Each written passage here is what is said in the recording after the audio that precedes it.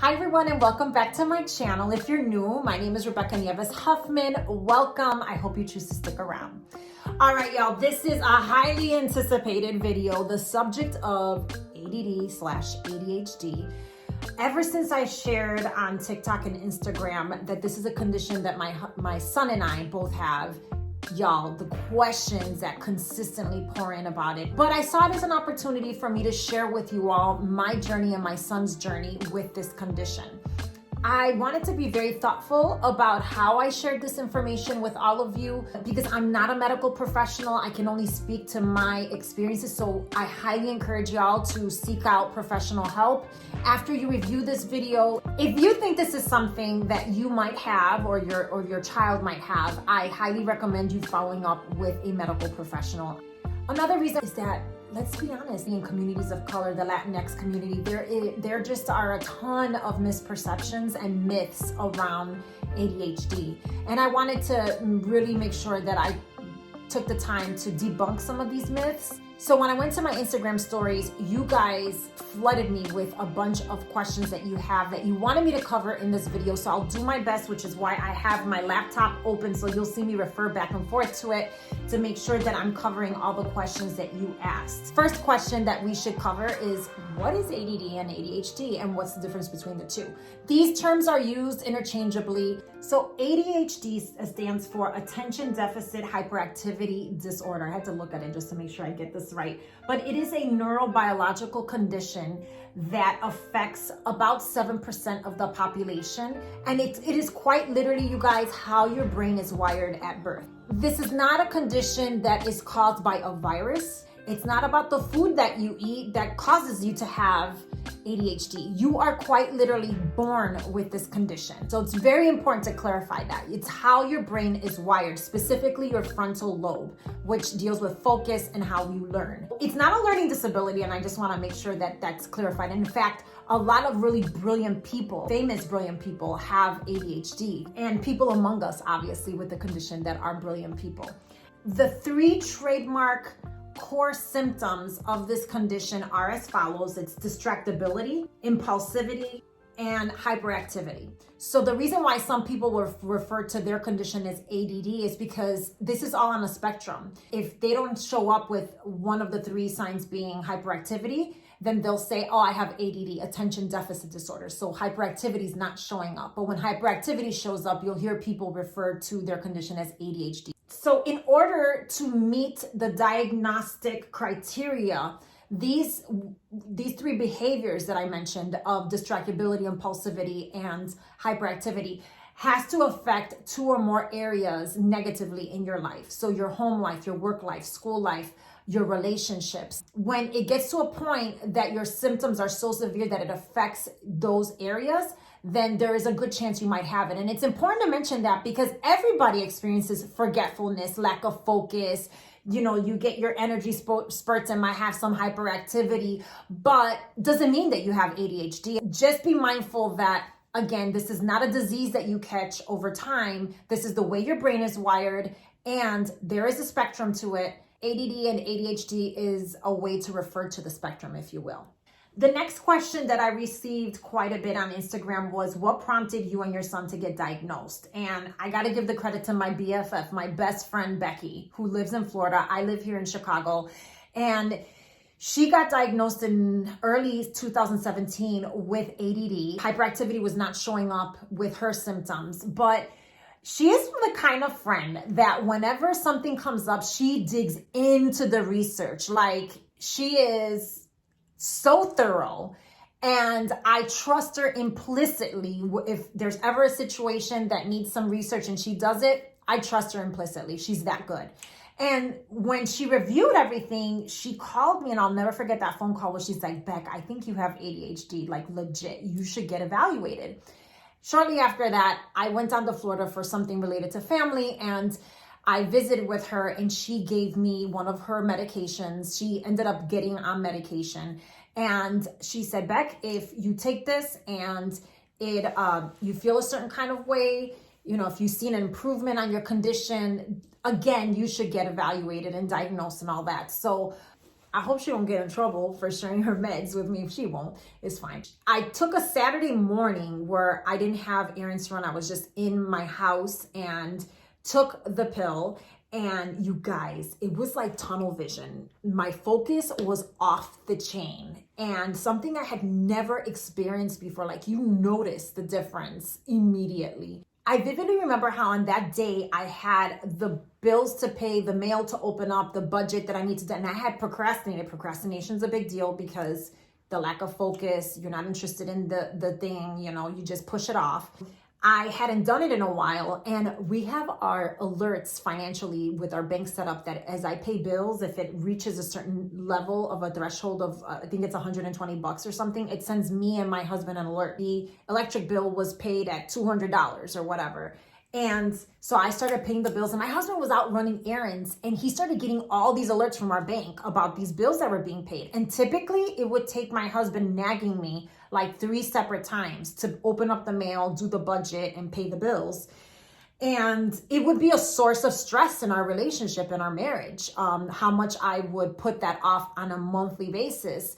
And he called me and he's like, is everything okay? You're paying the bills and opening up the mail without me? And I'm like, yeah, I'm getting all this stuff done, and I did this and I did that and da-da-da. And I was so excited I had gotten so much done, particularly the things that I'm not interested in doing. Felt very productive, right? So shortly after having that experience was when I decided I'm going to go to a professional and really do this the right way. In terms of my symptoms, before I talk about the evaluation, the way ADHD has shown up for me is the persistent procrastination on areas that I am not interested in because I lack the focus to just hunker down and do it, just get it over with. I'm also the easy distractions. Like, I will have conversations with my friends and they laugh at how I have what I call my squirrel moments where I'm like, squirrel, squirrel, squirrel, and I will get easily distracted even in the middle of conversations with people. And the impulsivity around emotions in particular. I just remember having frustrated moments like any other parent does, where in the middle of me yelling at my kids, I could hear myself in my brain saying, Rebecca, this is not that big of a deal. Why are you yelling at him or her in this way? Like, take it down a notch. Video editing Rebecca here, realizing that I didn't cover a commonly asked question on my Instagram stories of what symptoms did I see in my son. So my son is super hyperactive. To say that is an understatement. This brother cannot sit still. Not even when we're sitting around to watch a movie, he is running around the coffee table, walking around. He is doing headstands on the couch while he's supposed to be watching TV. Él es bien desinquieto. Very impulsive, blurting out answers, telling you what the end of the movie is before you even start watching the movie. Super forgetful. And when you think about it, you're looking at a child and saying, you have a young mind, a young brain. How could you be this forgetful? And it's one of the signs that I saw in him. But unlike me, Solomon does well in school. When I was in grade school, I did terribly. I struggled with reading comprehension, whereas Solomon, he really, really excels academically, with the exception of certain behavior scenarios when he's expected to sit down for a long extended periods of time. See, even Coco agrees. Which leads me to my next point of how do you go about getting evaluated as an adult versus a child, which I'm going to cover next. So I went and visited with Dr. Peter Jacksaw, who is the head of ADD centers here in Chicago. I will link his information down below. All the resources that I'll be talking to you guys about today, we'll be linking it down below. And if I miss anything, put it in the comments and I'll make sure that I edit and review it and revise it. But I went to Dr. Jacksaw, and the evaluation takes over for adults about a 2-day period of 3 hours each in each day. And what happens is there's a series of it that are like interview questions where you're recalling what your childhood was like, what was the consistent feedback your teachers gave your parents, how did you interact as a student, all of those things. And there's also these manipulatives that they put out on a table to help test things for memory, because forgetfulness is an issue with ADHD. Like persistent for me. And so between those exercises of interviews, of questionings, of recalling of your childhood experiences as a student, and, you know, the exercises around memory with the manipulatives, they come up with a score. Whatever that research protocol was, I forgot what the name was. There's a range of, I think, of score of 80 to 120. I landed on 116. So I was definitely in the higher end of the spectrum of ADHD. And I got my diagnosis, and then we started talking about treatments.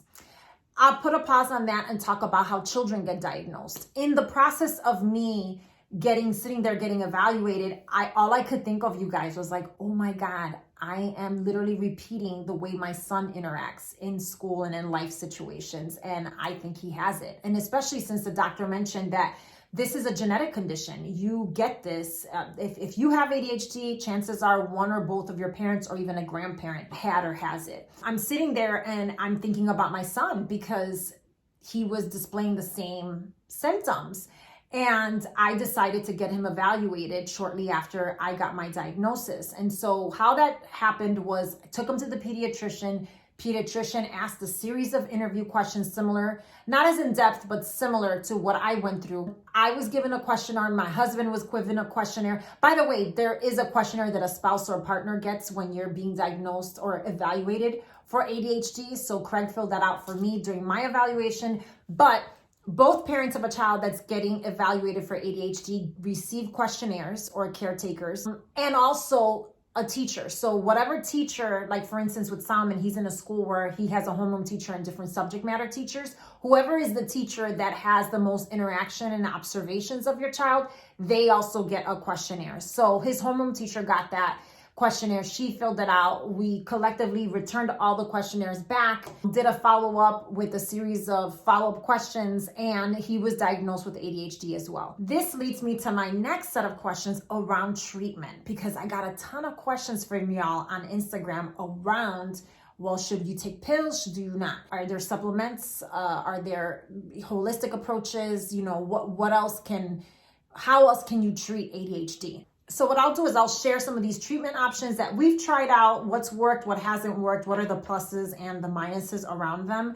And like I said, you all make a determination if you end up getting diagnosed with ADHD, what you think is best for you or your child and or your child. So there are medications. This is like the standard treatment option that is offered, especially to children, because of the concerns of how this can negatively impact their educational experience and process.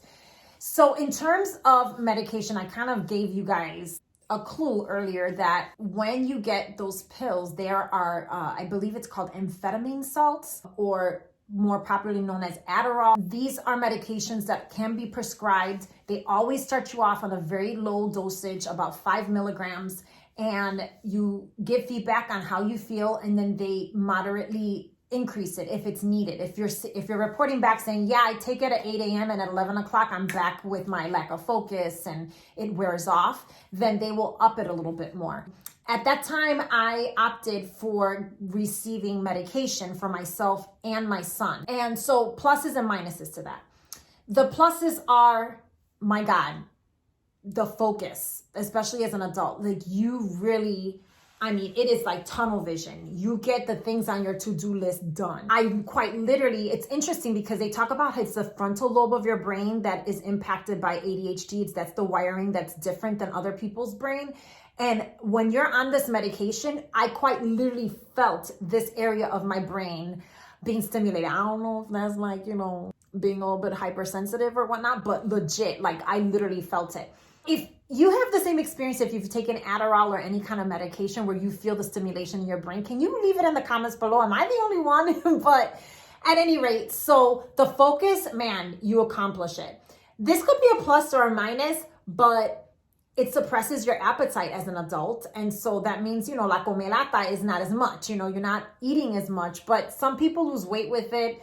Obviously, that's not a healthy way to lose weight, but it's definitely one of the symptoms, and I would say it is definitely a downside for children. They lose their appetite. So I have given Solomon the medication. He does take it strictly on days that he physically goes to school, And on weekends, days off of school, and during the summer, I don't have him taking the ADHD medications simply because of the lack of appetite, the reduction of appetite. Solomon is still growing. He hasn't even hit puberty just yet. I think he has, I don't know, he's 12 years old. He's not showing all the symptoms, but anyways, that's a whole other subject. Because of the concerns around his loss of appetite and he's still a growing boy, we don't give it to him all the time. And boy, do we notice a difference when he has the medication versus when he doesn't. The other downside to the ADHD medication is that it does affect your eyesight as far as your vision. And I would say not like you got to remember that it is a stimulant. So it stimulates your nervous system, your eyes, and that optic nerve, that's all a part of your nervous system. And so when you are on the medication, you do have a level of blurriness that you experience, blurred vision, whether it's near or far sight, it's one or the other. I'm not remembering which one it is for me. But definitely with the eyesight being affected, that's not a good thing. While it might give adults energy to be focused and get their stuff done on their to-do list, I do notice with Solomon que él se calma. Like the medication calms him. And by the time he comes home from school, the medication has pretty much worn off and I get my regular old Solomon back, which is great. Next, let's talk about supplements because y'all had a ton of questions around supplements. I did do a Friday favorites video that I'll make sure that I tag up here that talks about the supplements that I use to treat my ADHD. So while I was taking the ADHD medication, I also had neuromas in both my feet. And what I was noticing, I started taking that medication, the pain in my feet got worse. Because of that, as well as the fact that my vision started getting blurry, I'm like, you know what? I'm just going to try a holistic supplement approach.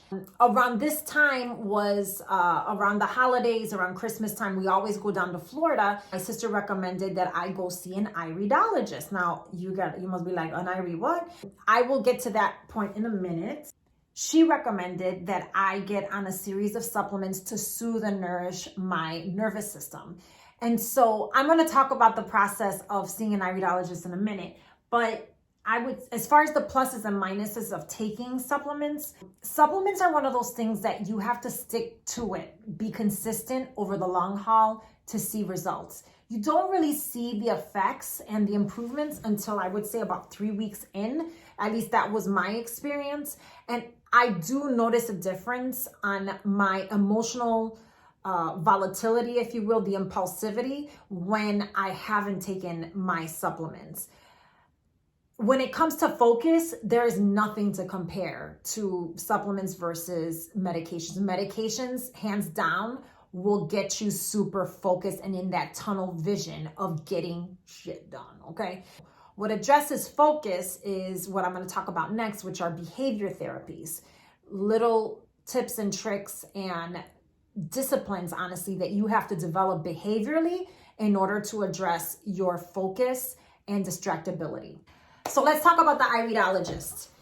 Everyone can do a Google search about their local iridologist, but an iridologist is a healthcare professional who examines the markings of the irises of your eye. And similar to like how with acupuncture, when you hit on certain parts of the body, it addresses specific organs and functions of the body. It's very similar to the reading of the irises. Certain markings on your iris correspond to organs and functions in your body, things that need to be strengthened, nourished, or a signal that something's wrong, like deeply wrong. I went to go see an iridologist in Orlando, Florida. She was amazing. I love her. It's almost like a healthcare professional and a psychic coming together and meeting. Now, it's not hokey, I promise, it's not hokey or hippie-ish or whatever. But quite literally, you guys, I went into her office.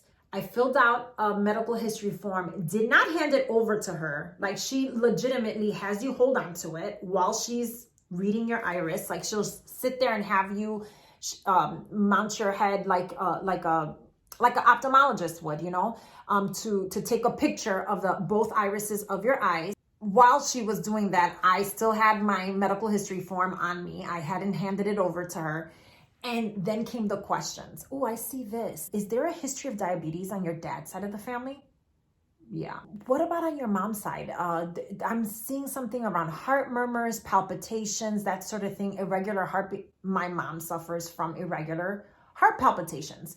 So it was just really fascinating, kind of creepy, but at the same time reassuring. And she did tell me that in certain parts of Europe, in their ERs, part of the evaluation process when they bring patients into the ER is they read their irises. They do the same thing, the same way you would do an X-ray and MRI to diagnose an issue. They do the same thing in certain parts of Europe with iridologists. So after reading my irises, she went ahead and drafted a report on the different functions that needed strengthening in my body with a set of recommendations of supplements and different things to do to treat it. And one thing that kept on coming up in her reading was that your nervous system is shot. Like, those were her words. She's like, your nervous system is shot. You need to nourish and strengthen your nervous system, calm it down. There's a lot of volatility, blah, blah, blah. And then she was like, have you been given this feedback? And I'm like, yeah, I was recently diagnosed with ADHD. So I definitely highly recommend that you look up a local iridologist to kind of, if you want to explore the holistic route with supplements and that sort of thing, go ahead and do that. Now, there was a question here that I wanted to read. Is there such a thing as food to calm them down? Can food have an effect on ADHD? What foods causes ADHD? Well, so we already established that this is not like a disease that you developed over time. It's a wiring of the brain that you're born with. So let's talk about nutrition a little bit because it's really, really important. I always say this in my stories, in my post. Food does have an impact on the severity of your symptoms. So things like MSG, red and yellow dyes, these are all ingredients in food that I always check the packaging. I try to, at least, to make sure that those things are not within it, because I do notice a difference with both me and my son in our symptoms, the severity of our symptoms when we eat foods that contain dyes as well as MSG. So when talking about food, I don't want to give off the impression that foods will cause the ADHD. It's that food will make the symptoms worse. But yeah, you guys, look out for the MSG in particular, because I have found that certain adobos, sazones, as well as certain seasonings like, the ranch powder dressing, that you put over popcorn or to make salad dressing, it is loaded with MSG. Gatorade, like that, those kind of drinks, certain fruit juice boxes that are just filled with dyes, Doritos, Cheetos, these are all things that have those red and yellow dyes as well as MSG that you really have to look out for. I'll never forget how I was using this ranch seasoning for my popcorn at night when I was just watching TV with the family to, just have a nice low calorie snack. And when it was time to go to bed, it was so hard for me to settle my mind down and go to sleep. Like my sleepiness would go away. I wouldn't call it energy. It was just like this ansiedad. I don't know what to call it. Come to find out, I looked at the after a few nights of this, I went and looked at the ingredients list and saw monosodium glutamate, which that's the technical term for the packaging. So if it doesn't say MSG in the ingredients, it will say that monosodium glutamate. Hope I said that right. So another form of treatment are behavior therapies. Now, I would say that if you're an adult that can take the medication, go for it. If you have a child that you feel comfortable giving the medication, go for it. Give it a try. That's what I've done with my son. I've also tried giving him supplements. That works well for him during the summers because it's a long experience time where we can give him the supplements consistently and not with the interruption of inserting the medications. Whereas during the school year, it's hard to be consistent with the supplements because we're giving him Monday through Friday the medications. Behavior therapies are definitely something that I incorporate for myself and my son. When I say behavior therapies, what I'm talking about is developing certain disciplines. When it comes to my son, I just see this as life skills that we're teaching him. So for me, some of these disciplines that I'm talking about is managing my life through a to-do list. Y'all, this is my planner. I live by this thing. I see it every single day. I develop my to-do list. I try to at least either the night before or the morning of first thing. And it is the thing that keeps me on track. And in fact, because I am so easily distracted and social media is such a huge distraction, I've turned off the notifications to allow me to not get so easily distracted. I give myself visual prompts. Like for instance, the home screen on my phone, it is a picture of my planner, the cover of my planner, to be a visual prompt to be like, go look at your planner. Don't look at social media. Have I gotten it perfect? No, I haven't. It is literally a discipline that I'm having to develop. But ever since incorporating these tactics, I have noticed a difference in my productivity. Not my focus, because again, this is a condition I have, is something I have to live with and have to learn how to live with it. And so developing these little tactics and disciplines have been very, very helpful. Calendaring is really important because with the forgetfulness, I have to live by my calendar as well. And I share a calendar with my husband to make sure that I'm on track with all the things that I need to know for the household. So sharing a calendar and making sure that you are religious about your to-do list, religious about managing your life through a calendar, even if it's setting reminder to do the most mundane things, then you gotta do what you gotta do, and that's fine. And as it relates to kids, make sure that you're giving a child with ADHD one task at a time. It is not helpful when you tell a kid, for instance, with Solomon, if he's downstairs and we're in the rush of the morning routine, we can't tell him, go upstairs, make your bed, make sure the heater's off, and go grab mommy's iPad that's on her nightstand and bring it down. Like, he's gonna do one or two of those things, but not all three. So it's important to just give a child with ADHD one thing to do at a time. With Solomon as well, I have this dry erase wall in his room that has his checklist for things that he does in the morning before he leaves his room to go downstairs and get ready for school, as well as his checklist for things that he needs to do before going to bed. Like, this is critical. I mean, he's gotten better at it, but he's not there yet. We have to constantly remind, hey, did you do everything on your checklist when he comes down in the mornings before he goes to school? So having that as a tool is important for a child with ADHD. So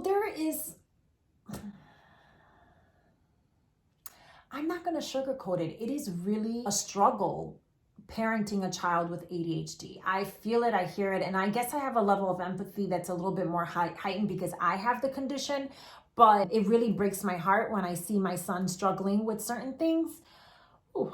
You know, I just think it's always important, especially when you're partnered with someone and raising your child, that you both approach it with a level of empathy and understanding that know your child. Like, I know my son is not malicious. I know that he is not forgetting things maliciously or to be disobedient or to defy us as his parents. And so that understanding and that level of empathy of his condition is very important. But at the same time, you cannot make the condition a crutch of, oh, I'm sorry, you can't do this because you have ADHD. There are very high functioning, successful people in this world with ADHD. So it's definitely not, we try to strike a balance of having empathy, but at the same time, raising the bar of expectations like I would Sophia, around her behavior and the things that she's able to accomplish and do. So just really, it's hard to strike that balance. I'm not going to sugarcoat it. It's very, very difficult. I would say the most important advice I could give any of you that have a child with ADHD is to fully maximize all the opportunities that your school has in supporting your child. Especially if your child goes to public school, there are state laws that mandate how children with a condition like ADHD are addressed in the school building. So, and there's a really good reason for that. The way that the traditional school setting is set up, where you're sitting at a desk for hours at a time, especially right now with the pandemic, with the little plexiboard, like it is such where it requires of our children even more discipline to sit still in one spot for an extended period of time. And so when you have a child with ADHD and you alert the school system about that, you should be on a track with your child in developing what's called an IEP, an individualized education plan. Some states might have a different terminology for that. I know here in Illinois, that's what it's called. When your child has ADHD, the first thing they will do is try to set up a meeting. They will discuss the diagnosis, where they're at on the spectrum, and what kind of accommodations they can make to make sure that their learning environment is conducive to them given their condition. That first meeting, I'll never forget, it was the assistant principal, the social worker, the school nurse, the special education specialist. So it was like an all hands on deck approach to figure out a plan on how to address the learning environment. So kids with ADHD will have, depending on where they're at on the spectrum, they can get a movement break. They can get accommodations for when they're taking tests, that they're in a specific kind of room that has very limited to no distractions. In some cases, depending on their age and again, the spectrum, they will sometimes set up kids with certain kinds of chairs that have one leg is shorter than the other. So they're constantly moving in their seat, but not in a way that's distracting or noisy for other kids where they get distracted. And in other cases, they might allow your child to bring in like those fidget spinners or little fidget gadgets to allow to address for that level of hyperactivity where they have to be busy doing something. Bottom line is definitely take advantage of all the resources that your local school community has to offer for kids with ADHD. Another question that somebody asked on Instagram was any tips for spouses or other children that are living with a sibling or a parent that has ADHD. And I'll just never forget that once I got diagnosed with the condition, and it was like a collective relationship aha moment, because this is a condition that has definitely affected my relationship with my husband historically, you know, with the example I gave earlier, but also with communications. I can readily admit that I am not the best listener, you know, because of the distractibility while somebody's having a conversation with me. So I even have to check myself. And in my mind, I'm telling myself, okay, Rebeca, what is he saying? What does he need from you? Make sure you don't keep your eyes off him, because that eye contact is really important, because, you know, doing all this while he's talking to me, it really irks him. Really having a mutual understanding, mutual empathy is critically important when you have a partner or a spouse with ADHD. And when I first got diagnosed, it was like, he was like, oh, all this time I've been so mad at you, and you've got a condition you're dealing with. It's not you. And when he said that, I'll never forget, it felt like a weight had been lifted off my shoulders, because for so many years, you live with this perception of yourself, because I wasn't a good student grade-wise. And all the issues I dealt with as a child in school, that something's wrong with me. I must be dumb, you know, and, you know, then going into a relationship with someone where I'm constantly frustrating him because I'm procrastinating on certain things that I'm just not interested in, but they have to get done, you know, in the relationship for the household. It just definitely felt like a relief to have a moment where I felt understood and seen once I was diagnosed. I would love to recommend some resources that I have found to be very helpful to me beyond Dr. Jacksaw's website that provides great resources and articles and tools and tips. I also listen to different podcasts from people that are experiencing and living with ADHD and provide some really great helpful tips. One of them is Chalene Johnson. She has a podcast, I think it's called The Chalene Show or something like that. Again, I will link it. As well as the Holderness family. They had an episode, when was it? On January 19th, 2021. They did a episode on ADHD versus anxiety. To answer that question, as some of you asked around, how do you support a spouse or understand a spouse or a partner that's dealing with ADHD? So I definitely would recommend that resource. Well, you guys, I hope this was helpful. Give me some feedback. What did I miss? Do I need to do a part 2 and cover some of those areas that I missed? Anything that you want to double click on in terms of expanding more information. But one thing I did mention in a separate video post was that this thing could be a superpower if you leverage it the right way and treat it the right way. I have found that, you know, as soon as I selected what my major was going to be, I got into my career, I've really thrived in my life. So I just want to just send a word of encouragement and hope to you parents that are really, you're in the thick of it with your kid on dealing with this condition. This is not a sentence of failure in their lives. They're gonna get it. You're gonna support them along their journey. And you, by just looking at this video and researching your options, that's definitely a great step. And so just know your kids are gonna be okay. They've got a great parent and ally in you. Yeah, just hang in there. It's gonna be fine. And please know that as I'm saying this to you, I'm saying this to myself for my son. Well, you guys, that's all I got for today. If you love this video, liked it at least, go ahead and give it a like, subscribe, hit the notifications button so that way every time I upload a video, you don't miss out. I'm Rebeca Huffman. Thank you for sticking through this video with me. If you made it to this part, I appreciate you. Thank you. I'll catch you on the next one.